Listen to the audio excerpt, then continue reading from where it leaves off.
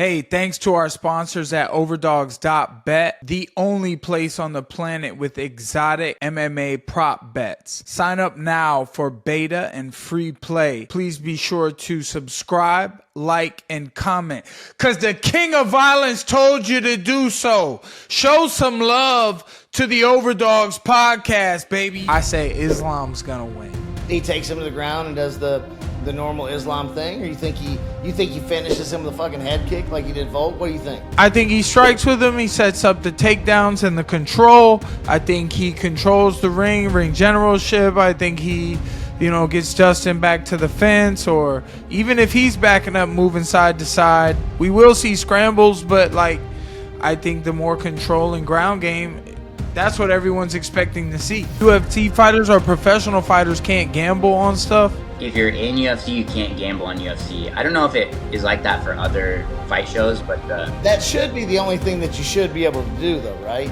You should be able to be like, I'm putting $100K on myself. Fuck Cerrone and fuck Budweiser. Fuck those motherfuckers. I'll fucking run it back with his ass and beat his ass, and he ain't gonna tap me out again.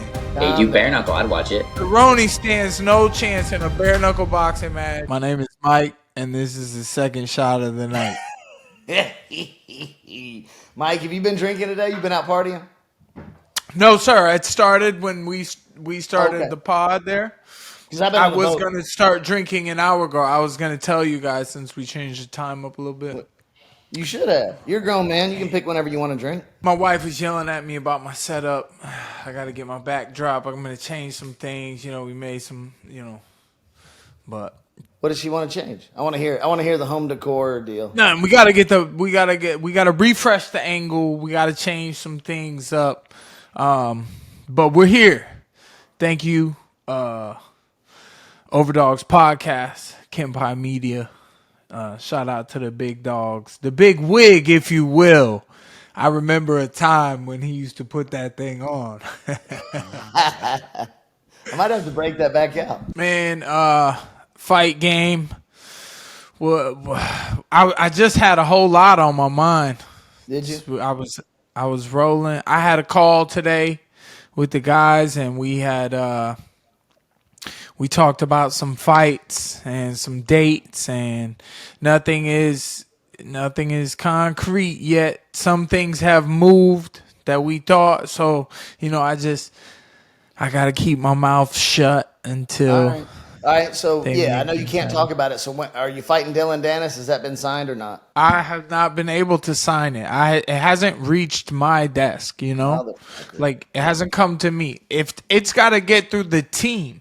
It's got to get through the aces. You know what I mean? Those are the toughest players on Team Platinum, is my representatives and the people that, I want to constantly be better for. And you're a part of that group as well. I'm trying to rise up, trying to grind, trying to grow and figure it out. Whatever that means, you know what I mean? Yeah. So, but I'm not part of that group, right? I don't have any kind of influence over your career and your stuff. You and I are doing obviously some other stuff together, right? Business wise, right? But I sat with you in that office with those particular folk. But you got very capable people in your corner that are very good at negotiating deals, right? Mm-hmm. Honestly, Malky and I've been around a lot of negotiators in my life. Business-wise, not in your arena, but in other arenas, right? And it's all the same. Malky's one of the best negotiators I've ever seen. This motherfucker's going to clip this right now and put it on his Twitter later. But he is literally one of the best negotiators I've ever seen. And they looking out for you. You know what I mean? So, let them handle their business. You show up when you need to show up, right? That's the way it needs to be done, because they are looking out for you, and they're going to get you the best deal possible. But let me hop in real quick. Let me hop in real quick with this. So subscribe, put the fucking notifications on, whatever you need to do. I got a John Jones signed glove. I got an Ilya Tapuria, the champ signed glove. That's 2 champs. I got 2 of 6 champs, 7 champs? I don't know how many weight classes there are.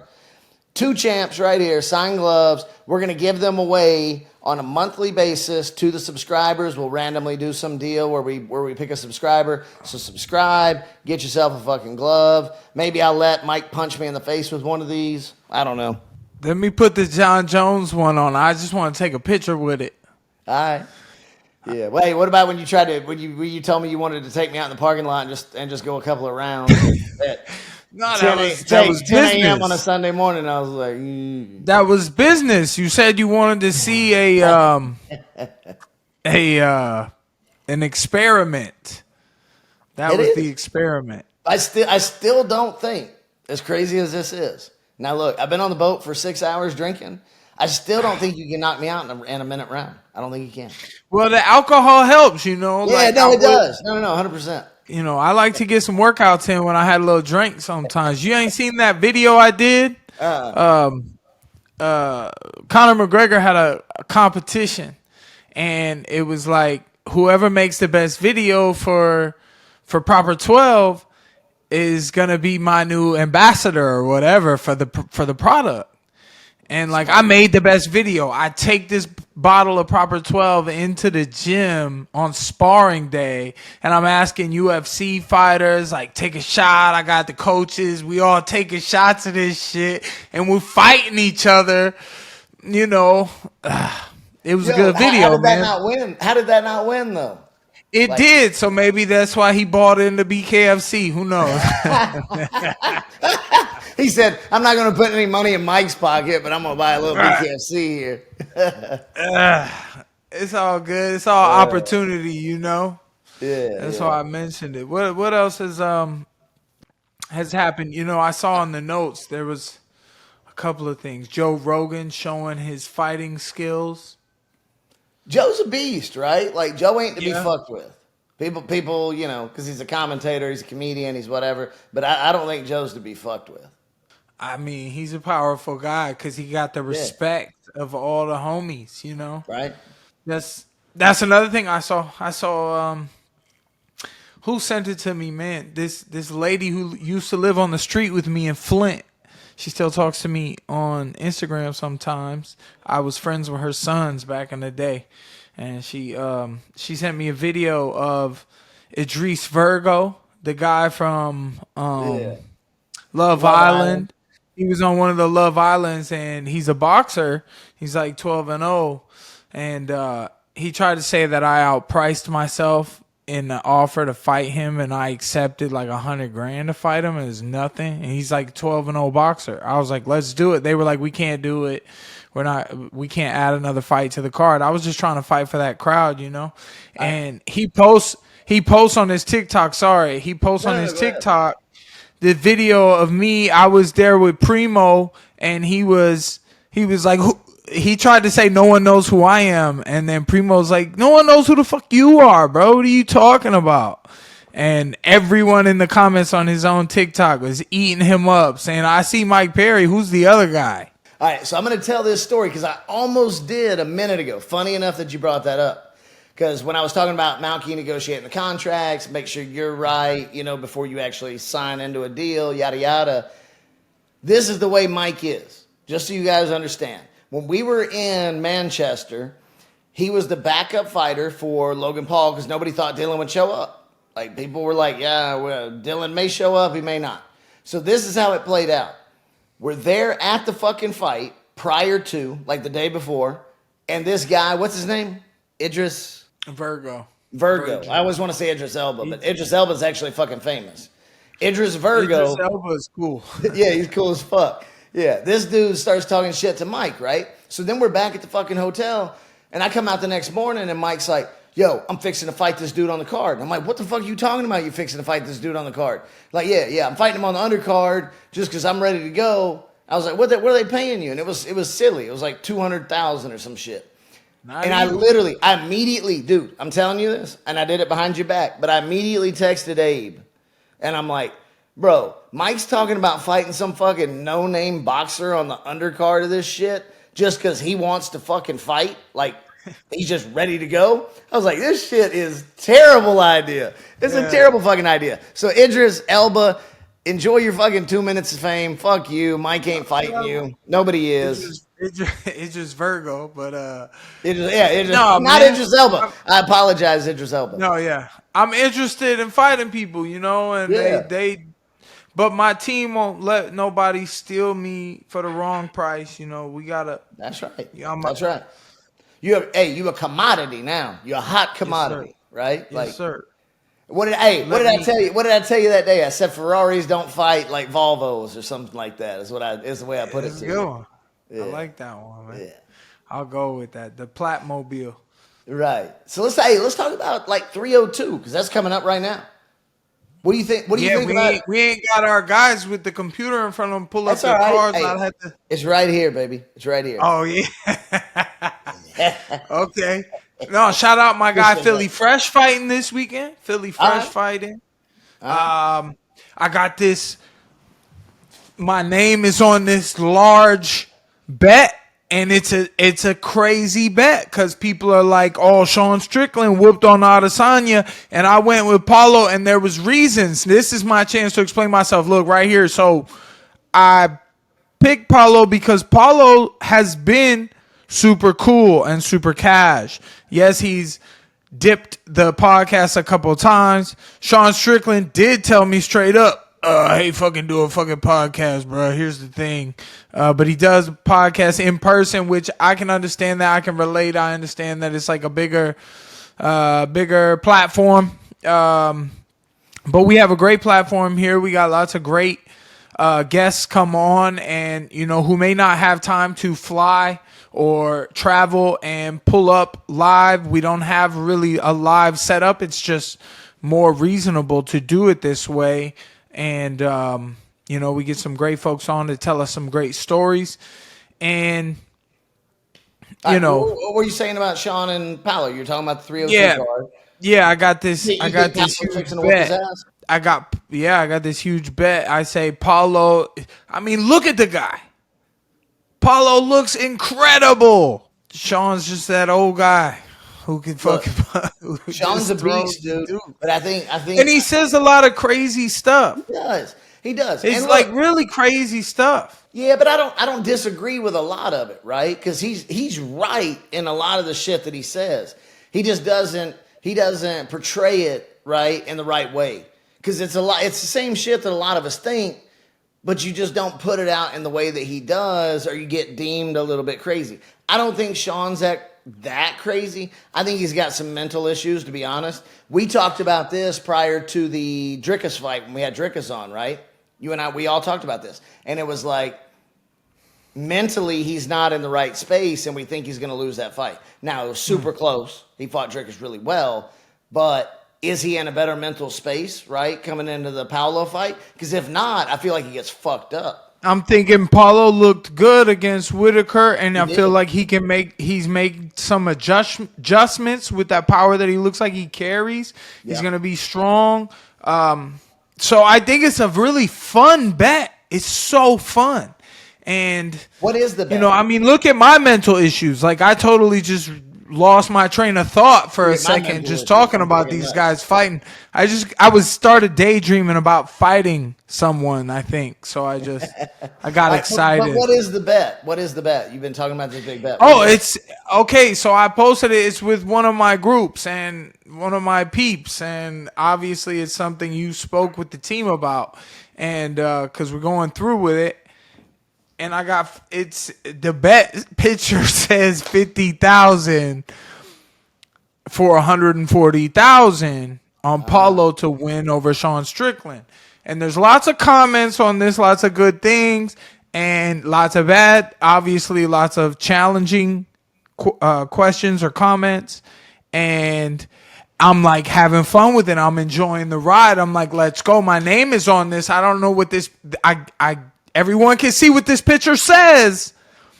And I'm taking it as it's my word. So I'm riding with it and I'm rooting Paulo. The guy looks great, looks incredible. I think he's coming out banging and his mind is sharp, even though his English isn't. His mind is. Dude's one of the funniest guys in MMA. so funny on Twitter. I'm like, who's doing his tweets if this is how he's speaking the English? I'm telling you, legit, he's one of the funniest dudes in MMA. There's not a question about it. And he did say he's coming on the podcast. So he said that publicly on Twitter. Would love to talk with Paulo. Yeah, I would love to have Paul on. I mean, he's phenomenal. All right, let's talk about Dustin and Islam a little bit. What do you think about that? Man, like back to Philly Fresh real quick. There's a picture my boy just posted because he made these dope ass shorts and this dope ass outfit where he's got him on like his jersey, and then he's got Dustin and Islam on the shorts, and he gave Dustin a pair of the made shorts with Dustin and Islam on it, and like it's a fresh fit. So I just wanted to shout him out because I was just thinking about that. Everybody's rooting for Dustin. I know that we posted about Mike makes his picks on the 302 card on the last post that we had, and I didn't make a pick on that video. If you go back and watch the whole episode, I say Islam's gonna win. I'm pretty sure I was like, I think Islam's gonna win. So how do you think he does it? You think he takes him to the ground and does the normal Islam thing, or you think he finishes him with a fucking head kick like he did Volk? What do you think? No, I think he strikes with him. He sets up the takedowns and the control. I think he controls the ring generalship. I think he, gets Dustin back to the fence, or even if he's backing up, moving side to side, long jab. He might come with a 1-2 and come forward though, because he's going to look for a takedown and get control of Dustin, who then we'll see scrambles. We will see scrambles, but like I think the more control and ground game, that's what everyone's expecting to see. Yeah, shout out to our guest today, man. Chase Hooper is in the house. Hey, what's going on? Welcome, sir, to the Overdogs. Yeah, thanks for having me. Right. Yeah, thanks for coming, man. A great fight last time. Hey, thank you. It was sometimes the hard ones turn out to be a little easier than you think, so no complaints. Yes, sir. You're a killer, bro. Literally. Fucking killer. Like, thank you. I mean, obviously this is said a lot, but he looks like he could be like one of my daughter's friends. Literally. Sure. Maybe one of the gay friends. He'd fucking snap your head off. Sneak my way in. Well, I'm not actually. Are you gay, Chase? No. You're the guys not gay? that sneak their way in there. You're like, okay. Oh, yeah. One of those guys. All right, so tell me this, Chase. Like, did you get like your fighting career? You've been UFC pretty much the whole time, right? Like you went straight to the big stage, essentially. No. Yeah, I mean it was. I think I only had 4 pro fights. I was only pro for 6 months when I got the call for Contender. So yeah, I've been with the company for a minute and had a couple more fights after that, and then they picked me up. I was maybe 6 or 7 fights by the time I was in make my UFC debut. So yeah, pretty quick off the bat for sure. Yeah. So did you ever? You got any good war stories? Like, did you have any bar fights and shit before that from people just like fucking with you because they thought they could? No, honestly, like I'd never really been in a fight outside of like a sanctioned one. Like. I don't know, I'm a pretty mellow guy. I don't really, it'd take a lot for me to, have to fight somebody. Like, they'd have to do something to my girl. Like, I don't know, somebody calls me a bitch. Like, okay, whatever. Like, why would I care? Yeah, 100%. I'm going to talk to you. What do you do? Like, if they call you a bitch, are you like, no, fuck you, you're a bitch? And then does it escalate from there? And you're like, yeah, well, touch me. Watch this fucking jujitsu, bro. How do you get like that? That's what I want to know. How did you just realize you're like ambidextrous and like your arms don't hurt when they get arm barred, or like how are you so good at jujitsu? Hang on, that's not ambidextrous. Ambidextrous is when you can use. Well, it's part of it. Ambidextrous, double jointed, a couple of things. There's more than one. No, I started training when I was a little kid.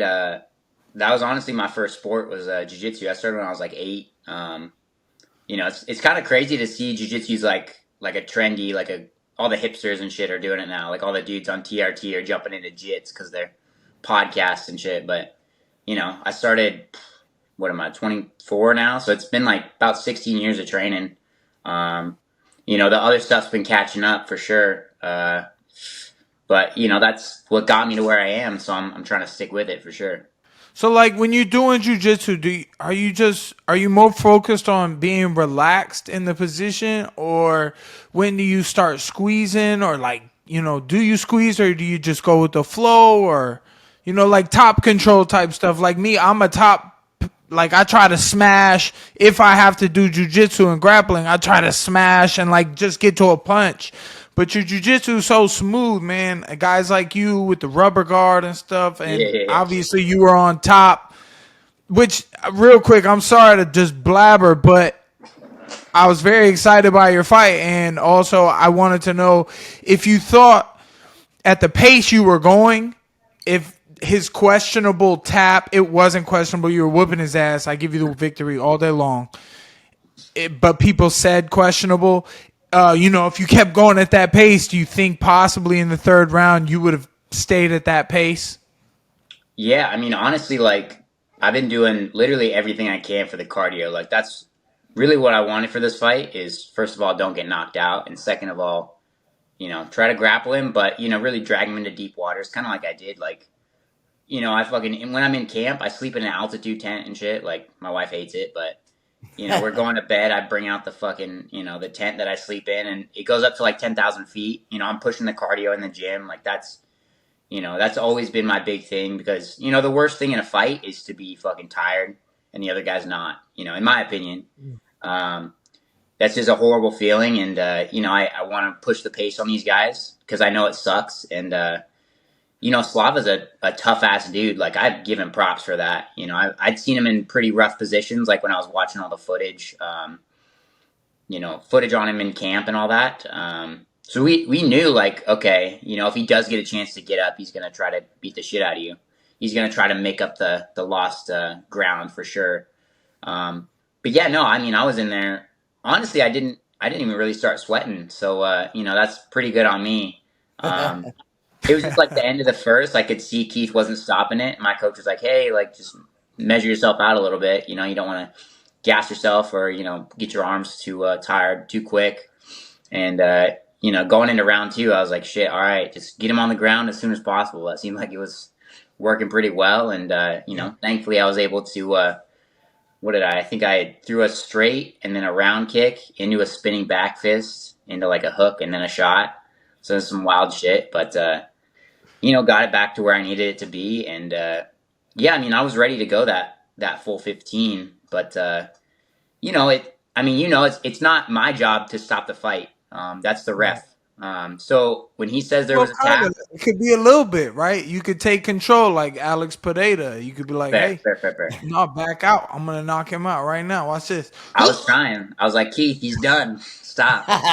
Did you? Hey, did you say that? No, I was thinking it though. I was like, God damn, Keith, why are you making me work so hard? But, he was doing just enough, honestly, to keep it from getting stopped. So, yeah, I don't know. I really thought it was going to be a tougher fight. But, like I said, it's always a good night when the hard fights. Like, I was expecting to be pretty fucked up after that fight. He's just such a, like, heavy striker, heavy leg kicks. It's nice to come out of there with, only a couple scratches. And, no complaints on that. So, quick kind of like turn here. I know you got a baby on the way, like any day now. So congratulations on that. Congratulations. Yeah, thank you. Mike and I are both dads. Obviously, we talk about this quite a bit with all the guys on the pod. You excited, man? The first baby, 24, dog. You're young. Like, what are you expecting? Like, give me the rundown. Yeah, I mean, honestly, like, I feel pretty ready. Like, I don't really know how. I don't know. It's hard to explain, but like the stress of a fight versus the stress of having a kid. I don't know. Like someone trying to hurt me is like seems a little scarier than like, having a kid that I, get to take care of and like teach him how to do shit. So I'm kind of looking forward to it. But I think with all the fighting stuff, like I'm pretty good at, putting off. Oh, I got coffee. Grab a drink, Chase. Settle in, buddy.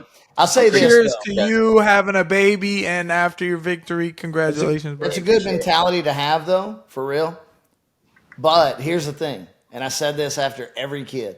I'm like, it never seems real until the baby's there, right? Yeah. Like, leading up, dude, I'm in the delivery room like, oh, just chill.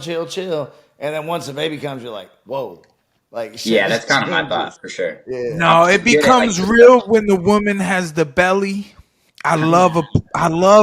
Gosh, that's something I'm wondering. I'm like, damn, you about to get in. I'm never gonna see my baby mama pregnant again. Like, she was so beautiful as a pregnant woman.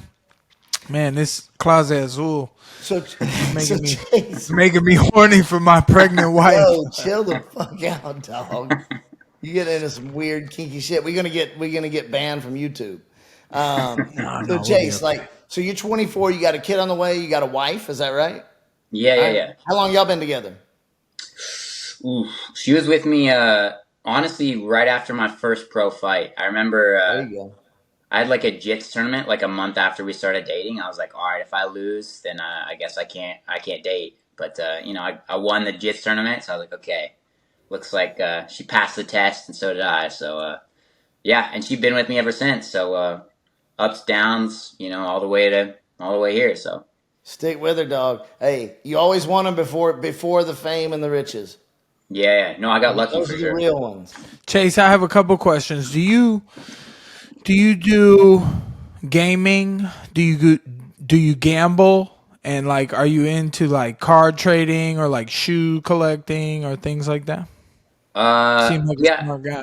I mean, I game a little bit because that's that's my active recovery. I'm being lazy between training sessions, whatever. Especially when you're dieting. It kind of sucks. What do you play? I've been playing a lot of PC games. Like I play Tarkov a lot, which is like a hardcore shooter type thing. But it sucks with the sports betting. Like I just started getting into it when they banned it for UFC. At least like making parlays and shit on fights. I felt like it was so. I mean, I get why I can't do it now, but it felt pretty easy being like, oh, obviously this guy's going to win, and then stack 5 or 6 of those, and it's like, okay, throw in $20 and you make like a couple hundred, and like that's a good night. But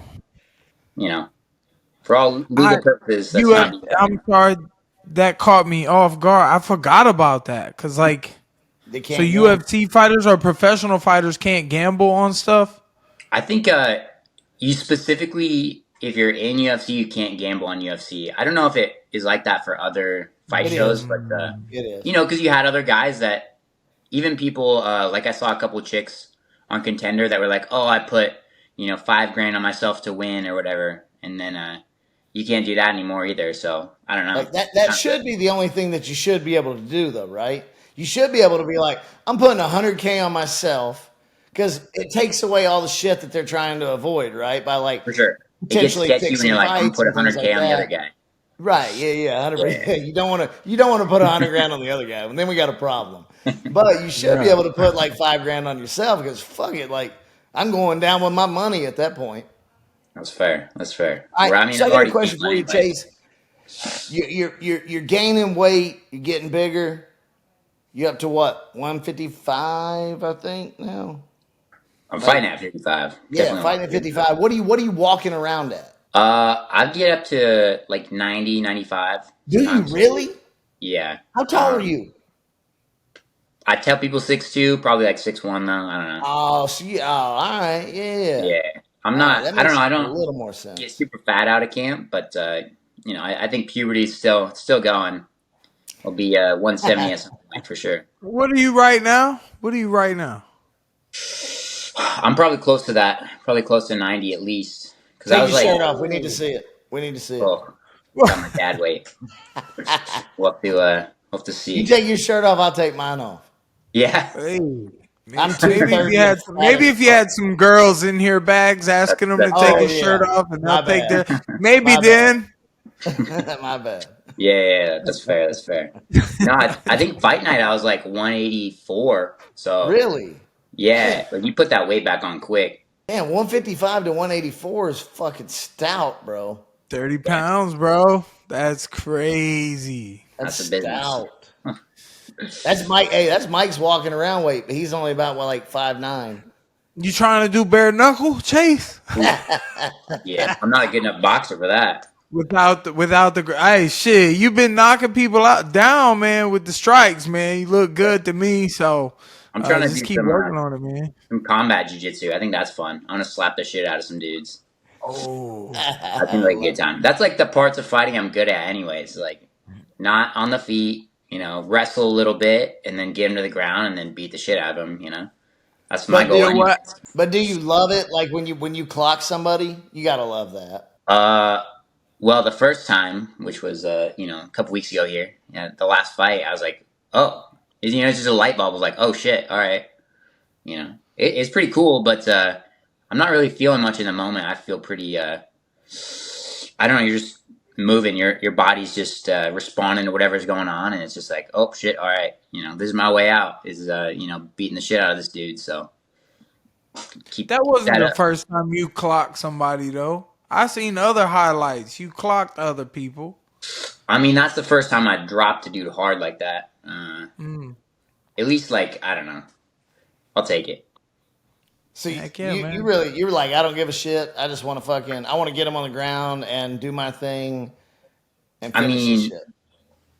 I don't know. It's one of those things where it's like I try not to get too focused on it in the fight, because I've had times before where I'm like, all right, I'm about to finish this guy. Like, fight's almost over, and then the round ends, and you're like, fuck, and then you got to go back to the stool, and you're like, okay, how do I get that momentum back? How do we, keep the pressure on the guy and make sure he's still hurt, whatever. It's yeah, I don't know. Try not to get myself too focused on it. Just like, the finish is gonna come, especially getting something early like that, like the last fight, like dropping the dude early when I wasn't expecting it. When anybody making odds would probably say it was the other way around, if anything. So. Is it hard not to get excited though in that moment, right? Like you hit somebody good, you drop them, but you also in your head you already know, like, I gotta stay in control. Like, but is it a little bit hard to stay in control in that moment versus pouncing? I think it's an experience thing. And that was my 9th UFC fight, and then 17th or 18th pro fight overall, and then another 6 amateur. So I've had a lot of fights at this point, and I've had a lot that go the distance. I've had a lot of finishes too. So honestly, it's like in the back, a lot of times I'm like, I don't really know how I can win this fight, and I just go out there and find a way. So it's just telling yourself, all right, I'll find a way. I don't know. I try not to get too focused on anyone, not anymore, at least. I think it's an experience thing, like I was saying, for sure. Yeah. So in the back of your head, you're like, all right, I've been here before. Even though he's knocked down, he's hurt, like, I know what I have to do, and it's not like attack immediately. I've got to be calculated about this, which is a very mature way of thinking, especially for a young guy. Yeah, I mean, honestly, I don't think a lot in fights. Like, I only have, like, little, like light bulbs of like conscious thought. The rest of the time you're just going. Yeah, that's very interesting. So interesting. It's so interesting. I feel from a non-fighter, it's so interesting to hear this. Well, I feel like I don't. Yeah, I never heard someone explain it like that, because I feel like I don't think the work's been done. We did the muscle memory in the gym. Adrenaline takes over, but there's these little fucking spark thoughts. That you get. That was pretty cool that you said that, because I've always tried to like figure out how to explain it. Yeah. So do you do grappling matches on the side? Yeah, I mean, in January I just did a match with Aljo in Abu Dhabi, which was dope. We'll see if I get anything over the summer, but oh yeah, you got him too. Hold on, I want to hear about this because I haven't heard it. Aljo's a homie. Didn't you get him? Hear this. They honestly, bro, he was kind of stalling a little bit, so I felt. Well, he did get called for stalling, but now the way the rules were supposed to be, it's like whoever's attacking more subs would win. But I don't know. I think they wanted him to win.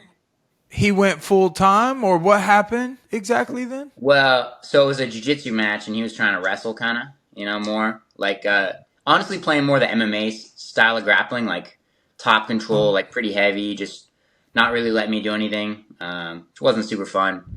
I'd prefer a guy that's trying to, choke me out, trying to rip my shit off, at least a little bit. Right. But, Chase, let's set this up. You all and right. DJ. Oh, all right. I mean, I see him around. I felt Yeah, I felt bad one time because I see him around at all the local tournaments. And it was on like, so the way the tournament does is like one day's kids and one day's adults. So it was the kids' day. I was like, because I go around and coach, and so does he. I like heard a dude say my name, and I like tried to look around, but at like my height, because I heard an adult voice, and I like looked right over him. I felt bad about it, but he's respectfully, he's a very similar height to a lot of those kids. But he's a good dude. But I definitely got some lbs on him for sure.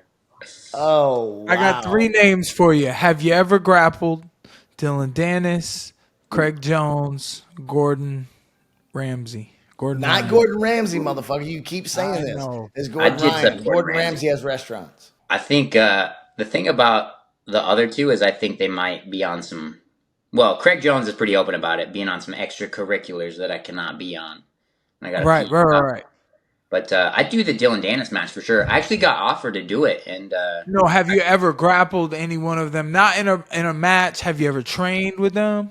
Oh no, honestly, I'd like to get some training with Craig Jones. He seems like a good dude. I actually got offered a match with Craig, Dennis, but he backed out. I got some grappling in with Craig before. I was telling Dylan Dennis earlier that because he posted something about Craig on Helwani, and I was like, oh yeah, he didn't tap me either. Because I asked him if he had gone with him before, and Dylan Dennis, he's like, oh, he's not on my level, and I'm like, yeah, he didn't tap me either, so I ain't worried about it. And he's like, oh, Cowboy got you. Cowboy is a sick bastard on the ground. Yeah, like, it's shredded, bro, and he's world class, and I learned my lesson. But I have one friend, kind of like you, maybe not as good. His name is Monkey Jiu-Jitsu. You've heard of him? No. He hasn't made it to the UFC yet. Maybe he went on Contender. Jiu-Jitsu. Yeah, that's his name. That's my boy. Wait, what's his actual name? Yeah. Because it ain't Monkey Jiu-Jitsu. It's my guy, man. That's his Instagram name, and that's how I remember him. But it's my boy. I think it's Christian. Yeah, okay. I think I watched his Contender fight, actually. He lost the testicle. I'm sorry, Christian, that's how I describe you. He lost his testicle. And he went through this thing. He's a good fighter, combat jiu-jitsu. Shout out Monkey Jiu-Jitsu. He's very Gumby.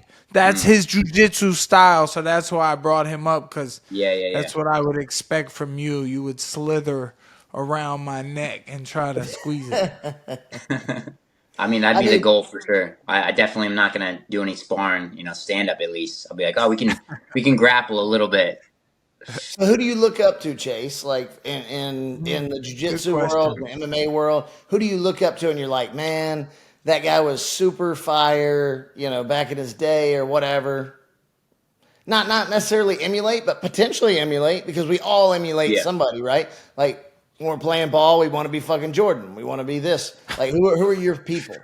Yeah, I mean, Oliveira's got to be up there. I always loved watching Damian Maia. You got to be a fan of the Diaz brothers too. Just that grit and Nick fighting again. It out. Yeah, I mean, I don't know that I'll ever fight like the Diaz brothers, but who knows? What about like BJ Penn? Like BJ Penn was like, for me, he's a little more OG, but like BJ Penn, I watched him and I'm like, dude, I watched him get out of so much shit where I'm like, oh, his fucking leg's gonna snap, and his leg just continued to bend and bend and bend and bend. It was crazy. Yeah, I mean, BJ's a OG. I always loved I always wanted like his fight shorts where it had like the black belt on there. As a kid, I thought those were sick. And he had he fought Machida or somebody at 85? At 205. 205. In Japan, I remember watching that. Yeah. How did he do that? It's a wild man. So I respect that for sure. That's fun. I get to train with Machida now all the time, man. He's well, yeah, so he's out there. Attack, man. Yeah. All right, so now you're obviously rising the ranks, but you got a baby on the way. Just finished a big fight, so now you're gonna take some time, obviously, I would think, to kind of enjoy that for a little bit. But like, what's next on your radar? What are you hoping for? Guys, so maybe that's why he picked my name out, but.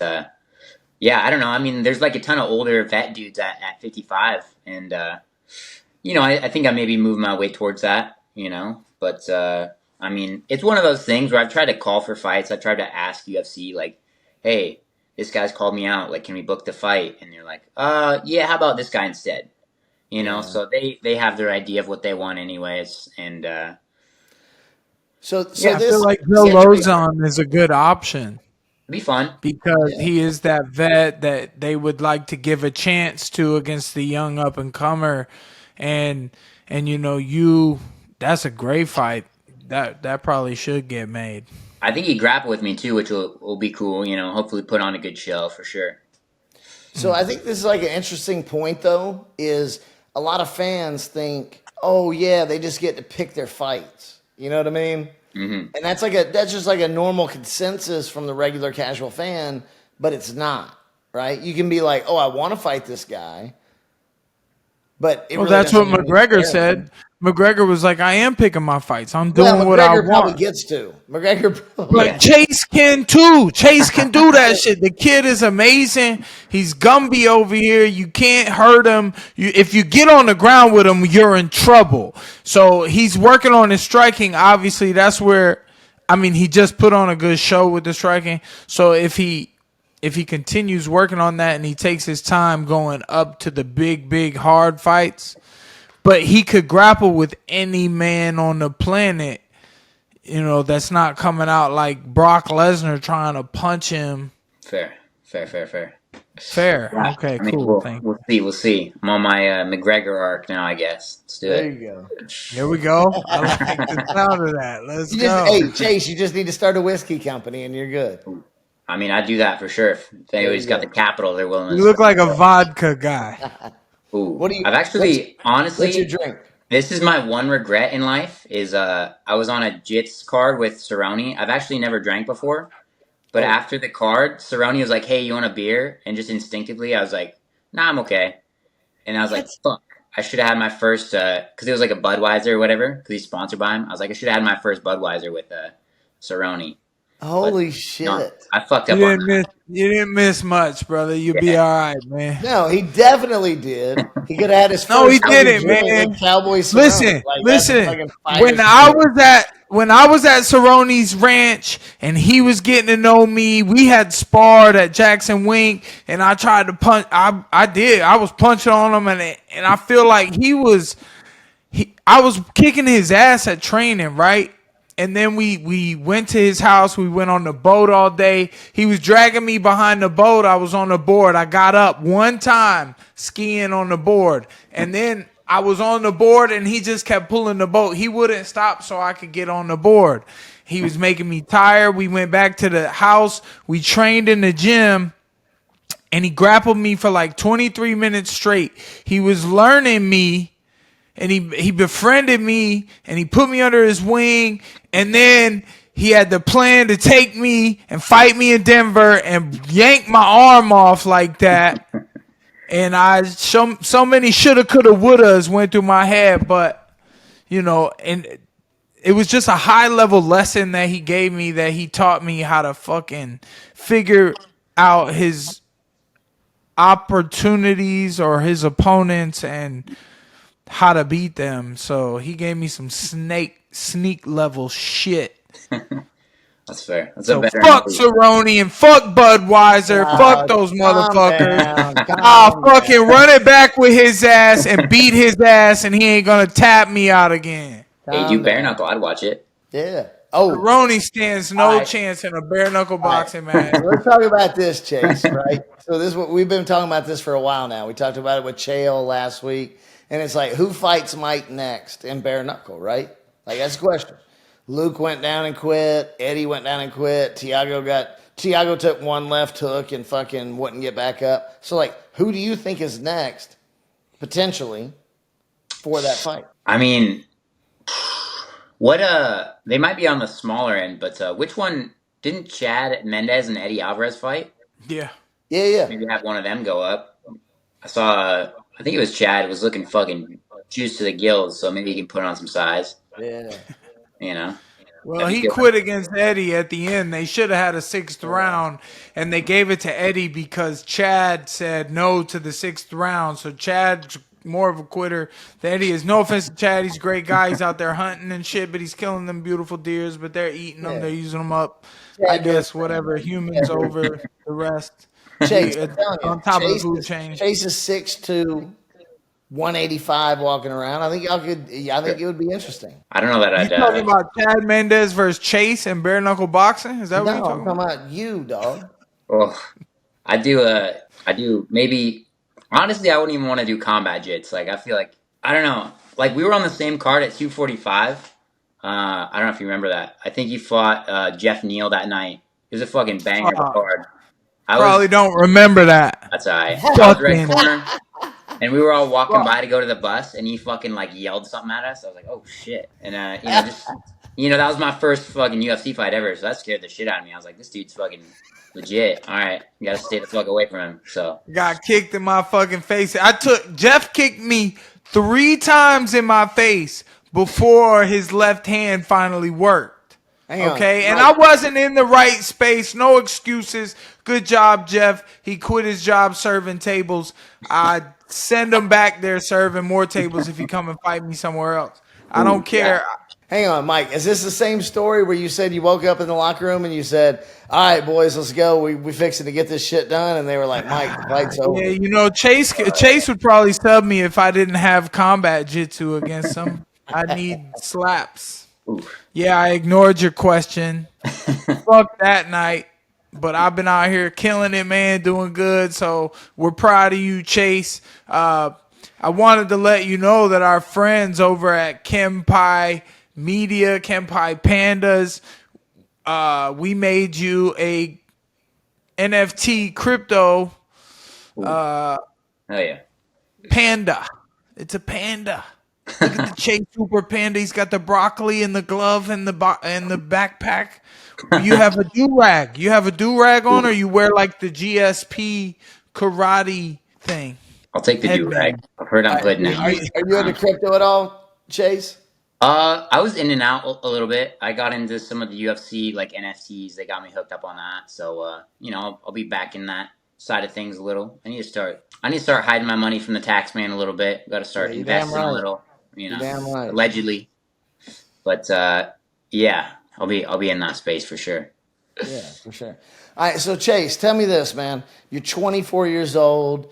You're at the top of fucking life at this point. I can tell you this. I mean, it's like that's a great. It's all downhill from here, bud. Oh, buddy. Oh, I'm just sitting here. I had a flashback in my head of like where I'm at now, and I'm like, God damn, this kid's got the whole world. Literally. But you're in a fucking phenomenal spot. You're 24 years old. You're at the top of the fucking UFC. Like, you got all the accolades.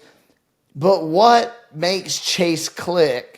And where do you go from here? And where do you see yourselves in 10, 15 years? You know what I mean? Like, what drives you outside of the UFC and fight? Honestly, I think, I kind of had to figure that out for myself a little bit. At this point, now I got to start being the breadwinner. That's definitely a good driving factor. I like to compete. I like doing shit that regular people can't, even like the weight cut. I hate cutting weight, but it's nice after you do it. You're like, oh, like 99.9% of people could never do that. Like they'd quit, they'd give up. Same thing with, having a date on the calendar where like, this guy's going to try to, hurt me physically as much as he can. He's getting paid extra if he beats the shit out of me. So, it's cool to, be able to prepare for that. And then, like in St. Louis, go out in an arena with, 16,000 people watching and be able to say that I did that, not for anybody else, but for myself. That's really been a big thing for me is just, doing it, realizing that obviously I'm doing this as a job. I'm doing this to support myself and my wife and our kid on the way. But, it's a selfish sport. And at the end of the day, I'm here to prove stuff, I guess, to myself. Like, I don't really have anything left to prove to anybody else. I already got further than I really thought I would. I'm really just taking it fight by fight. But I'd like to, in the next 10 years, hopefully have a good long career with UFC and really figure out a way to make money outside of just fighting. You know, You whether should that's make maybe Facebook. Facebook. You should I'll make make a new Facebook one. too. Basefook. Ooh, all right. Facebook. I'll put that on the list for sure. But yeah, I mean, I want to make money outside of just fighting. You know, that's a hard way to live. You know, Yeah. paycheck to paycheck every 6 months or whatever. So trying to diversify, if you will. So is there anything that you're like passionate about, right? Like, all right, so listen, you tear both your legs get ripped off in a freak shark No, accident. let's not do the analogy. No, it is. I was You watching don't have to Jaws do this the morning. My wife analogy. had You Jaws could on just this ask morning. him, is there Shut up. anything that he's passionate about? We don't No, have to I can we don't ask have what to take it there. That's I can crazy. ask whatever I want to. I woke up at 7 a.m. this morning. And my wife was halfway through Jaws 2. So a gigantic great white shark eats both your legs off. Now what? Now what? Like, what are you passionate about? What do you want to do?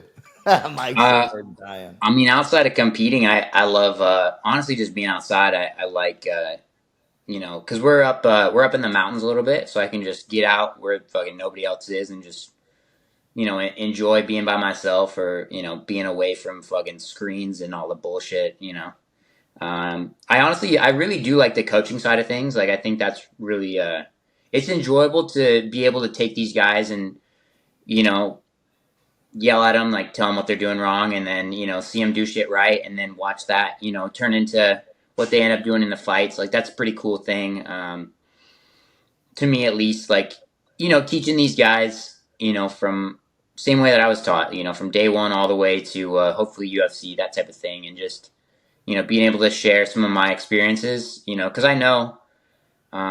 Like most people don't understand the fight game, and like they've never been there. They can't understand you know, whatever it is, like whether it's the fear, the anxiety, that type of thing. So it's cool to be able to, you know, relate with that to people.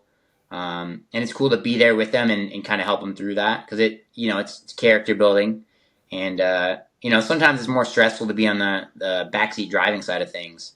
Other than that, I don't know. I like shooting stuff. That's a good time. I don't know. Just hanging out. I mean, I live a pretty boring life. 90% of my life is just going to the gym and, you know, the other 5% sleeping. And then the other 5%'s whatever my wife makes me do, you know, some gaming, some hiking, shooting stuff. So, Felt that. you know. I felt that. Yeah. He said he's shooting UFC fighters like fish in a barrel, and they're not ready to fall on the ground with them because they'll be strangled. It's a bar right there. It's a bar. No, that's good stuff, man. Good stuff, bro, from you, Chase. You're such a well-mannered young man, bro. I'm proud of you. He is. Very proud of you, man. Appreciate it. You're teaching me a lot here, man. I'm trying to be a better human being because of you, Chase. Yeah. I'm trying to learn from Chase here, man. I'm probably too old to save at this point, but like, yeah, Chase is. Look, he's very well spoken, very well mannered.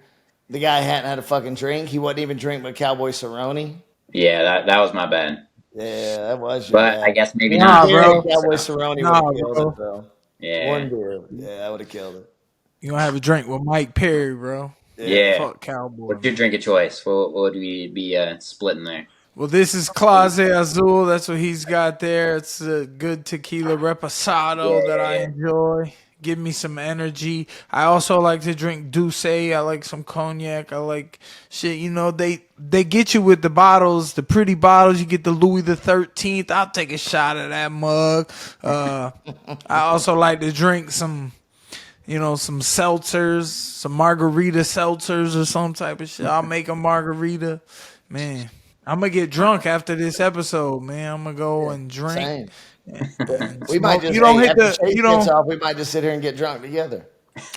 when you said you like doing the mountain stuff or whatever, you're outside. You like I thought of mushrooms. I was wondering if you hit the bowl. Yeah, that's a good question. Do you smoke weed? Do you do mushrooms? Anything at all? Nah. Don't mess up any sponsors. I haven't. No, I haven't smoked weed or anything. But I do honestly like because I've been hearing it's good for like CTE and shit. So I think you know towards the end of the career, you know, I'll get on the mushroom side of things, you know. But for right now, I'm just chilling, you know. Like you and I talk off air after. I get you the hookup. like small microdose mushrooms. Remember when we had I remember when we had Cheeto Vera on, and Cheeto shows up and he's like sweating, and I'm like, "Yo, dog, what you been doing?" He goes, "Dude, I just ate some mushrooms." He's like, and I was going for a 2-mile run, and he was like, and I came back 13 miles later, and I was just fucking. I remember. Remember that? I was like, damn. And then Sean beat the shit out of him. Sean jabbed his ass up and kneed him in the face. Shout out O'Malley, man. I like Sean, man. Cheeto's dope, man. Cheeto's a good dude. No, Cheeto's great, man. I mean, you can't beat that, bro. Doing some shrooms and coming back 12 miles later. Fuck Sean O'Malley. He won't even come on here. Fuck Sean. He's too big. Sean will come on, bro. Sean ain't a hater, bro. Chase, hey, look. Here, 18 months from now. I like winners, man. I like winners. 18 months from now, Chase whoops Sean's ass. I'm calling it.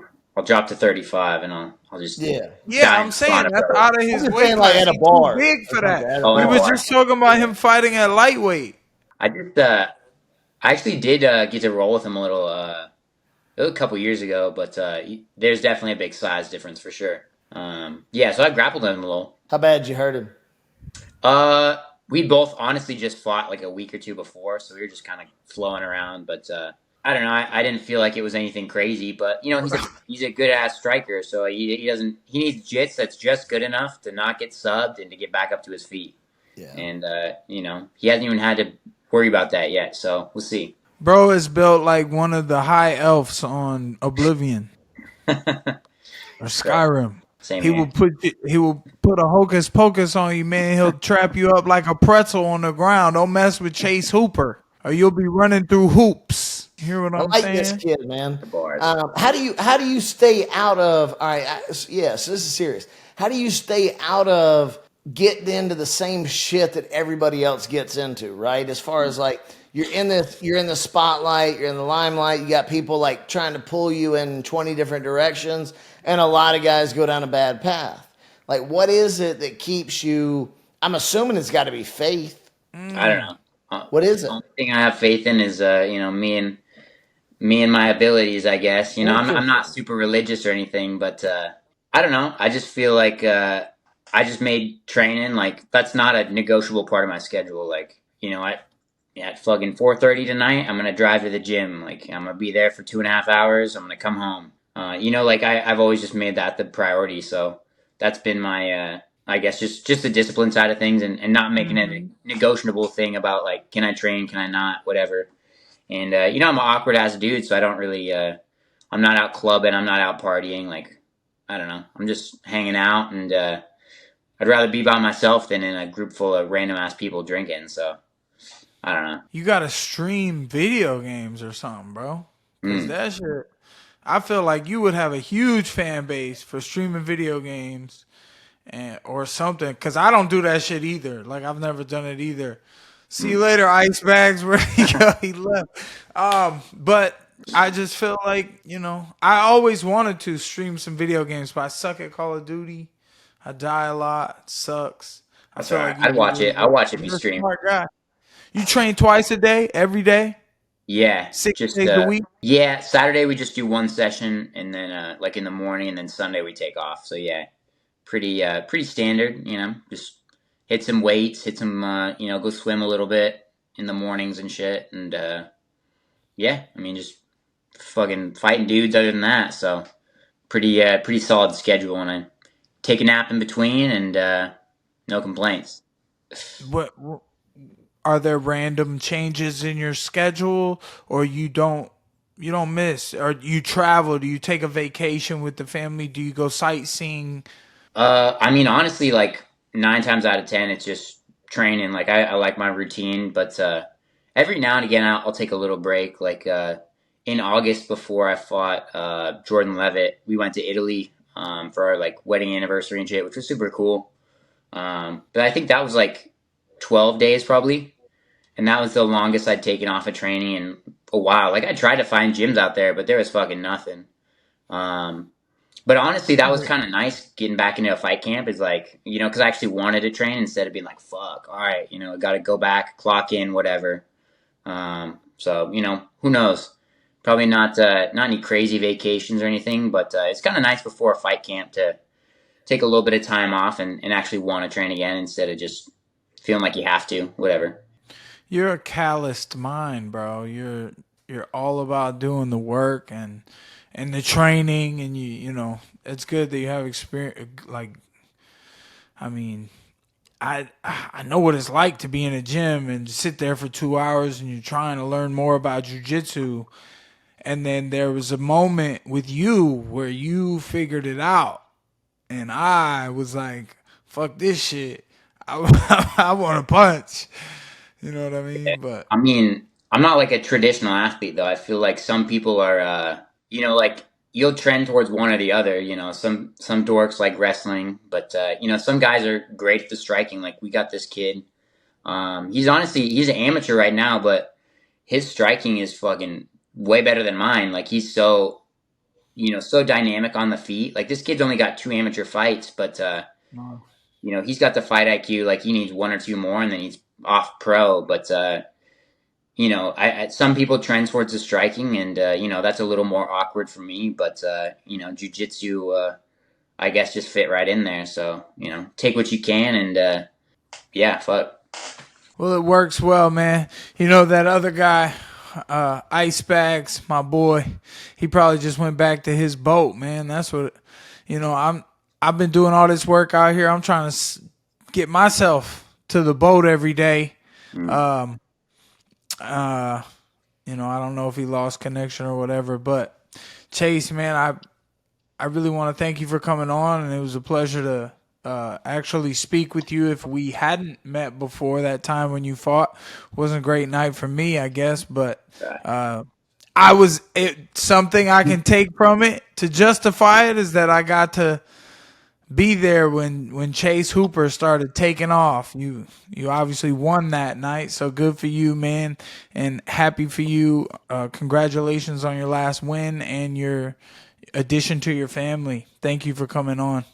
Sick. Yeah, I appreciate it, man. Great talking to you, and looking forward to seeing more bare knuckle fights for sure. So thanks for keeping up with me, man. I'll look out for your next fight. I'll hit you up on Instagram, and maybe one day we'll be in the same place, and I'll try some jiu-jitsu with your ass. Sounds good. And then maybe I'll box with some gloves on and let you beat the shit out of me, so even it out.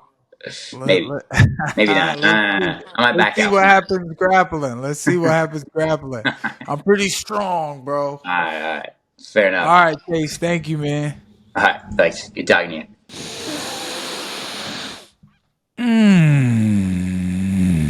I got you for 15 minutes. Thank you. Thank you so much for coming on. Thank you for checking us out. Thank you for watching. We appreciate you over here at Overdogs Podcast. Check out Kanpai Pandas. And thank you so much to our guest today, Chase Hooper. Shout out to Ice Bags. He had to go back to the boat and have a good life. Thank you for watching this week's episode of Overdogs Podcast. So you want to see somebody take their shirt off, Josh? Look at that shit. Look at that shit. Oh, you like that shit? You like that shit? Oh. I'm like Terry Crews out here. Look at them titties, boy. This podcast episode was brought to you by Overdogs Bet.